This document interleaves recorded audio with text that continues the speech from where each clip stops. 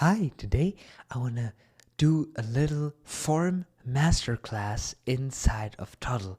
We're going to learn today how to make forms nicer, how to add a more intuitive UI UX to them, and how to make just form submissions user friendly and fun. So let's get right started with that.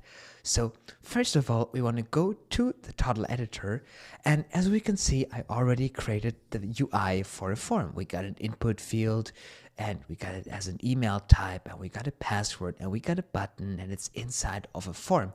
Very simple, no variables, no values, no logic yet. And we want to, make it beautiful and amazing. So first of all, I want to link this form to a mock API I created. This API is just receiving the email, the password, and then sleeping for 10 seconds and returning nothing. Pretty useless, but it's going to make a point, and you'll see why. So let's copy this endpoint URL. And let's go to our APIs on the page or in a component if you're using a component. If you want to learn more about components, we got extensive courses on that in the membership site at NoCodeProCode.com. But let's call this form submit, this API. Submit. And now we want to turn off autofetch, and we are making a post request. And now we remove the Toddle weather API. We'll paste our API in there. And now we need to send data, as you can see. Now the cool thing is, if you use Xano, you can just copy the example input of your API, and you can just go to the body and you click on this value and you'll paste it, and you got it all set up in here with a structure. And now we need to bind it. So right now we're sending it empty. So what we need to do is we need to create variables for email and password. And what I like to do is I just create a variable called form, for example, or let's do sign up form, for example. And in here, at the initial value, I will go on fx and I will add an object, right? And then I will add two data types. One is email and the other one is password. And the email is starting empty and the password is starting empty. Beautiful. Now I go in my email field and I go to the value attribute and I bind it to my sign up form email value. And I go to the password and I go in the value and I go to my sign up form password. Beautiful. Now, since we're using a global variable, we can't use bind to variable. But for some reason, Toddle automatically did that. So let's look at this. This is interesting. It's doing some of it. You can't natively use bind to variable because now on input in here, we got to go on the event and we got to go on input event on here. And we're now updating the form variable. And in here, we're removing the event data. And we take the current form variable and we use the set filter because we're now at the email field to set the email field. And the value of that will be the event data of target event value. That is the input that I'm currently typing in the input field. We can now go to the password and we go on input event. And in here, we set the input form. And in here, we're adding the sign up form. I'm going to use my favorite filter, the set filter. I will type password. And in here, I'm going to use the event data target value. Password target value. So now, as you can see, if I type in email, hey at NoCodeProCode.com, and a password of 1, 2, 3, 4, 5, 6, 7, 8, 9, and so on. In here, that our sign up form has that information in here. Beautiful. And we got it globally, so we don't have a bunch of variables. That's nice. That improves the experience. But now we can add some client-side stuff in there too. For example, this button inside of the form needs to be changed. If we add a button in a form, and this is the form that should this is the button that should submit the form, right? We want to go on attributes and we want to add a type attribute of submit. If we don't have it, and let me show you what's happening. Let's add another button, right? And this is, for example, terms of service, right? We got terms of service. And I go to this form and I do unclick of this form. Let's do my favorite. Let's get the confetti package. Beautiful. And now I go on my form and I do form submit on submit. We're running confetti, just like that. Now, if I click on the create account button, we got confetti. But if I click on the terms of service, we run confetti. So this button is also submitting the form, but it should not submit the form. So what we need to do on the form button, we need to go to attributes and we need to go to attribute type and we do submit. Now, if I click on this button, this is submitting the form, but this button is still submitting the form. So we need to go to this button and on this button, go to attributes and add an attribute of type button. Now, if I click this submit button, it's submitting the form. But if I click the terms of service, which is a button, type button as the attribute, it's not submitting the form. Now, we can have this button do any action on click, open a pop-up, open a modal, go to a different page. But this is then not influencing with the form.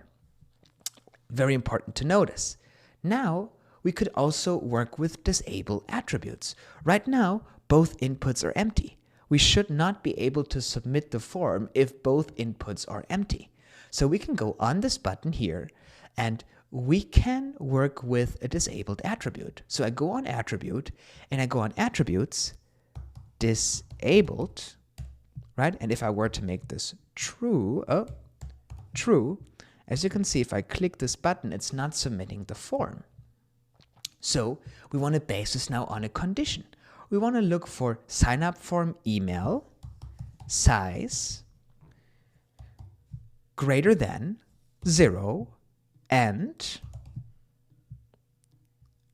sign up form password size greater than 0. Now, you can add your own formulas or functions here to validate if the password matches, and you can in here have, things validate if it's a real email, but this is just a simple example so that you can understand the principles.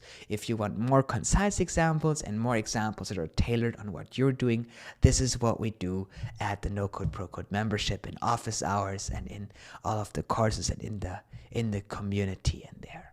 And in the programs. But let's just exit this. Now we have nothing in here. Oh, we should not be able to submit it. We got false. So we just need to reverse it. We do not.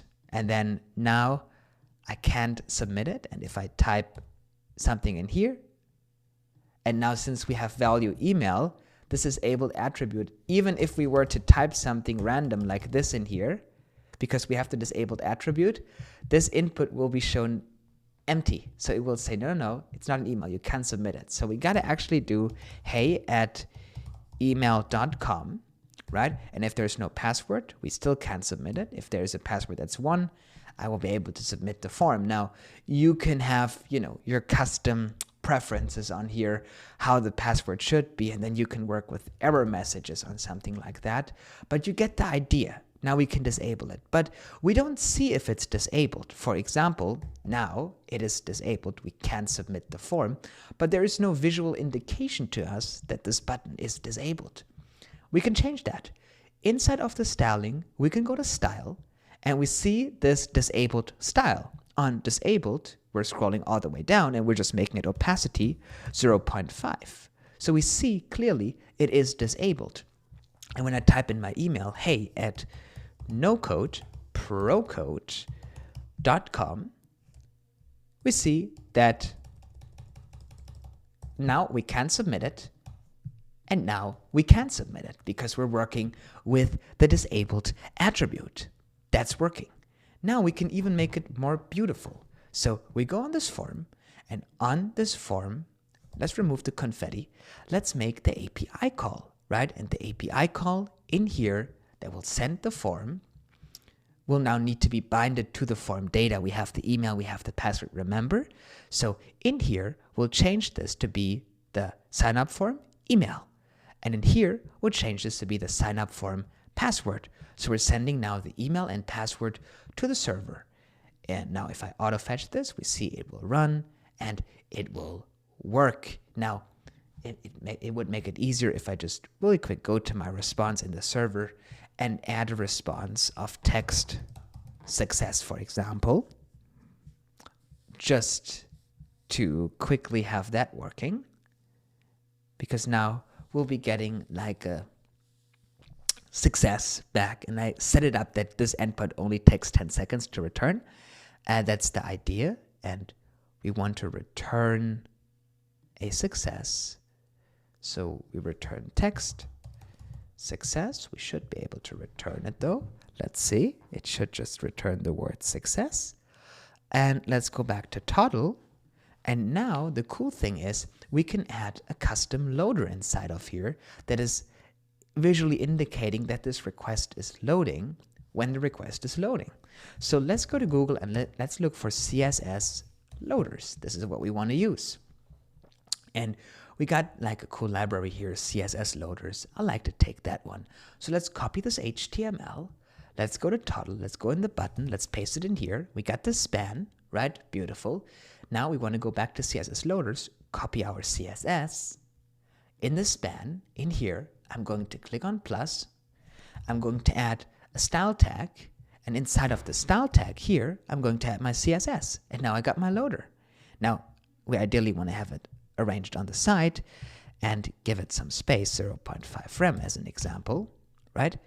And what we also want to do is we want to go to Relume icons, for example, just like that. And we want to also add a nice icon here. So like send, for example, and we got like a little nice send logo. Beautiful. And we can put one in here, and that SVG is 24 pixels. Now we want to make this also 24 pixels so it aligns. So we go on the style in here in the CSS, and on width I will do 24 pixels, and on height I will do 24 pixels. Now we got it small, but it's pretty fat. So in here a little bit more down we see this border 5 pixels. I'll make it 2 pixels, and now I got my loader. Actually, I want them to be a little bit more apart from each other. That's beautiful. So now I got my SVG and I got my loader. Now I want this SVG to be shown when it's not loading. So I go on attributes on this SVG and I go on show. And I go on form submit is loading.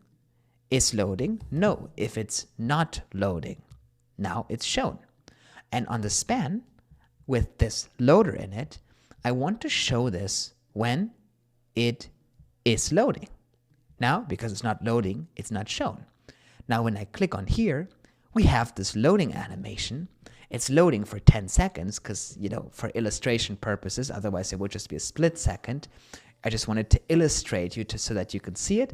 And when it is successful here, we see that we got the success. So now we can also go on the form, and after the form submit was successful, we then add our confetti as an example.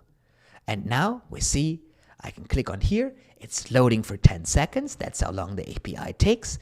And after 10 seconds, it will return a success. In this example, that's how we improve the UI of our forms. And now after the success, we got confetti.